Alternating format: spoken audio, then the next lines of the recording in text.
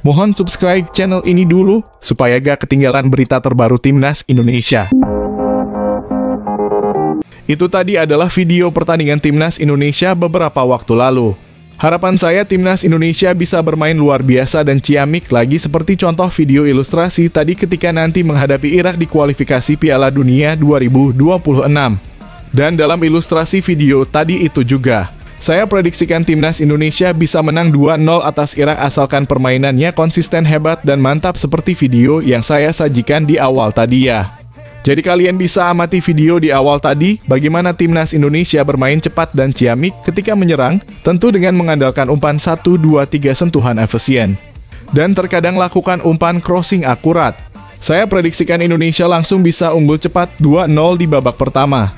Dan mohon maaf jika nanti video di awal terpaksa saya akan hapus karena berpotensi kena larangan hak cipta. Dan informasi saja, laga Timnas Indonesia versus Irak akan digelar pada Kamis 6 Juni 2024 mulai pukul 4 sore waktu Indonesia Barat. Untuk televisi nasional yang menyiarkan laga ini secara langsung adalah RCTI atau bisa juga disaksikan di aplikasi live streaming Vision Plus. Dan pastinya bukan live di channel YouTube ini karena larangan hak cipta. Baik, sekarang bagaimana menurut kalian, siapakah yang akan memenangkan pertandingan tersebut? Apakah Timnas Indonesia dapat memenangkan laga tersebut atau tidak? Silakan komentarnya di bawah ini ya. Dan jangan lupa prediksi skornya juga. Terima kasih atas perhatiannya ya guys.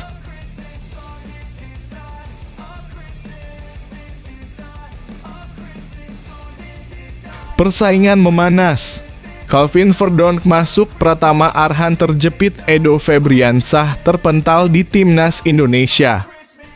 Calvin Verdonk menambah ketatnya persaingan di posisi bek kiri Timnas Indonesia, membuat Pratama Arhan terjepit dan Edo Febriansah tersingkir. Bek kiri masa depan Indonesia harus segera merambah ke kompetisi luar negeri untuk memperkuat posisinya di Timnas Senior.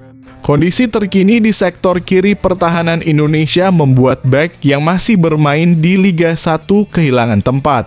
Timnas Indonesia akan menghadapi Irak dan Filipina dalam kualifikasi Piala Dunia 2026 dan Shin Tae-yong telah memanggil 3 bek kiri ditambah 1 lagi dari jalur naturalisasi.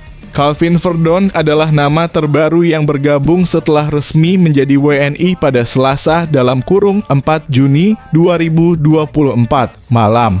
Verdonk bek kiri NEC Nijmegen telah membantu timnya menempati peringkat 6 di Eredivisie, hanya 1 tempat di bawah Ajax.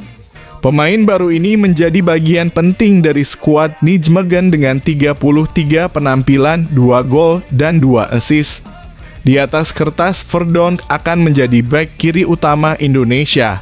Heine Patinama baru saja terdegradasi dari kasta tertinggi Liga Belgia bersama KAS Open, sementara Nathan Chuaon tidak bermain reguler di Swansea City maupun SC Heerenveen.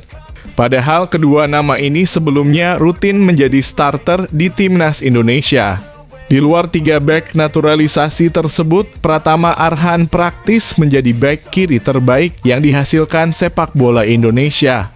Arhan sendiri menyambut persaingan di posisinya dengan optimisme, berbekal pengalaman bermain di Liga Jepang dan kini bersama Suwon FC di Korea Selatan yang membentuknya menjadi pemain bermental baja.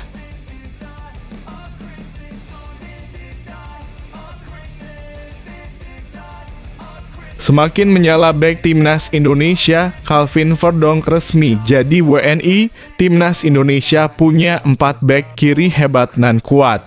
Persaingan di posisi bek kiri Timnas Indonesia semakin ketat usai masuknya Calvin Verdonk. Calvin Verdonk resmi menjadi warga negara Indonesia dalam kurung WNI pada Selasa dalam kurung 4 Juni 2024. Sebelumnya, proses ini terus dikebut agar sang pemain bisa segera tersedia untuk Timnas Indonesia. Bahkan PSSI hanya memiliki waktu 1 hari agar Verdonk masuk dalam skuad Garuda untuk kualifikasi Piala Dunia 2026 zona Asia. Dia diproyeksikan bisa debut saat pertandingan melawan Filipina pada 11 Juni mendatang. Semua tahapan menjadi WNI sudah diselesaikan oleh Calvin Verdonk, termasuk menjalani sumpah WNI dan membuat paspor Indonesia. Dengan hadirnya nama Calvin Verdonk, ini jadi kabar gembira bagi Timnas Indonesia. Pasalnya, kedalaman skuad Timnas Indonesia di sektor bek kiri makin dalam. 3 nama diantaranya merupakan pemain diaspora kelahiran Belanda. Rinciannya, kini Timnas Indonesia memiliki Pratama Arhan, Saine Patinama, Nathan Chu Aon, dan Calvin Verdonk. Nama Edo Febriansah perlahan mulai terpinggirkan dari skuad Timnas Indonesia.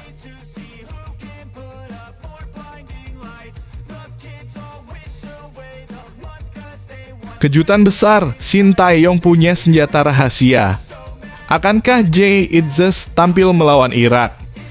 Kekuatan Timnas Indonesia mendapat suntikan baru menjelang pertandingan melawan Irak di laga kelima Grup F putaran kedua kualifikasi Piala Dunia 2026 zona Asia, yang akan berlangsung di Stadion Utama Gelora Bung Karno SUGBK, Senayan, Jakarta Pusat, pada Kamis 6/6/2024. Kabar baik datang dengan segera tibanya Jay Itzes di Indonesia.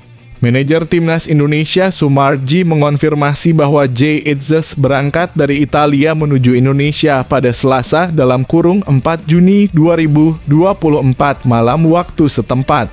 Bek keturunan Belanda ini melakukan perjalanan dari Milan ke Jakarta usai menjalani tugasnya bersama Venezia FC dan kini siap bergabung dengan Timnas Indonesia. Jay Itzes berangkat dari Milan ke Jakarta malam ini waktu setempat dalam kurung kemarin, kata Sumarji. Meski telah tiba, Sumarji belum dapat memastikan apakah Jay Itzes akan turun bermain melawan Irak atau tidak. Keputusan tersebut sepenuhnya ada di tangan pelatih Timnas Indonesia, Shin Tae-yong. Pelatih asal Korea Selatan itu kemungkinan akan mengevaluasi kondisi fisik Jay Itzes terlebih dahulu.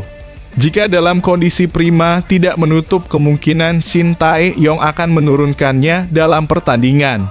Tanpa kehadiran Jay Itzes, Shin Tae-yong hanya memiliki 3 pemain fullback yakni Jordi Amat, Rizky Ridho, dan Muhammad Ferrari. Namun Shin Tae-yong masih bisa memanfaatkan pemain lain seperti Justin Hubner, Nathan Chu Aon, dan Sandy Walsh yang bisa diposisikan sebagai pemain belakang. Kita akan lihat kondisi Jay Itzes dan keputusan dari Shin Tae-yong, ujar Sumarji.